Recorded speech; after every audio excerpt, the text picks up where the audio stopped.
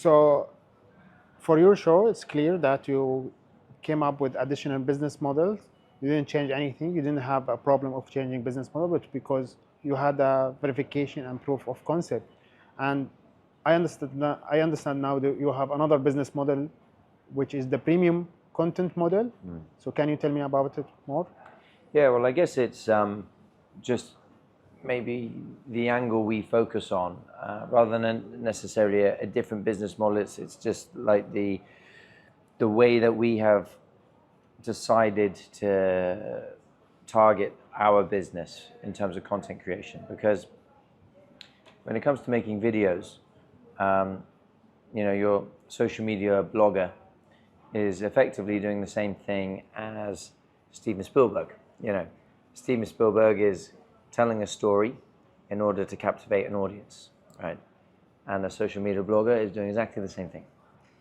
But the difference in the quality and the budget and the orchestration is vastly different. And the difference in the money you can make is also vastly different. And I think people are being led into thinking that doing things in an amateur way has more business potential for them. Now, it may have been good for the first wave of YouTubers who are now earning quite a lot of money. But now it's very difficult to reach that level. But more importantly, the way that we looked at it was, if we were to go down the road of doing, let's say, YouTube or social media as our outlet for telling stories, in order to be successful, we would have to create content every day, or at least very, very regularly. And we would have to do it not having the budget up front, but having the budget maybe later, you know, when money comes later. So you've got to invest time and effort in putting in videos that are going out every day, probably with no return for the first couple of years. And then, you know, and then maybe you start making some money, but it's, again, after you've posted the videos, not before. So then the ability to do anything really, really cool in terms of your production is limited, because you want the money up front, and you want a decent sized budget before you start filming, so that you can create something of great quality. And this is what I said about, you know, the triangle. You know, every time you create something of better quality, you've got better chance with great broadcasters. And if you've got better chance with great broadcasters, you're going to bring more sponsorship money. So it's this way of doing it.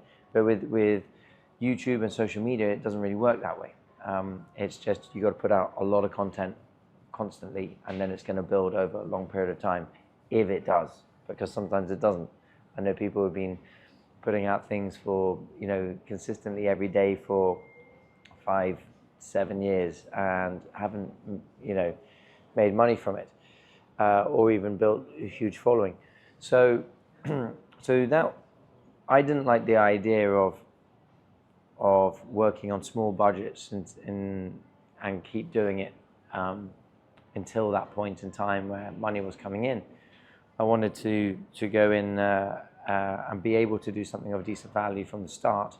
And I always had these ideas in my head of doing, you know, I mentioned about the guys who fly jetpacks in Dubai, you know, I wanted to do something like that.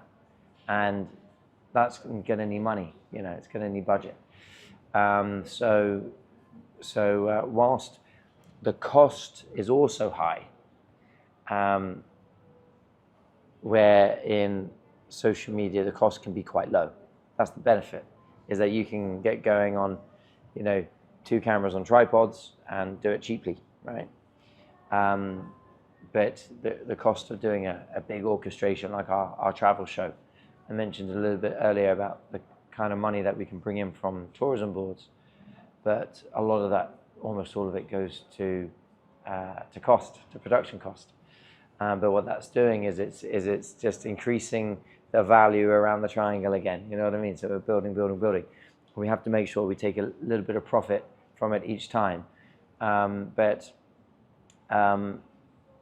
when you create content that is of high production value, that has been pre-produced, a story narrative has really been developed, very good editing, then you are creating something that has pull power for platforms, and then they want to license it, and they want to license it exclusively because they want that production to be able to pull people in. So Netflix will know that if they own a great piece of content, then people have to watch it on their platform, and then so they're going to have to subscribe, or they're going to have to, or they'll have reason to stay subscribed because there's another great thing to watch. So it has this sort of magnetic ability to draw subscribers to platforms, and that's only done by good quality content.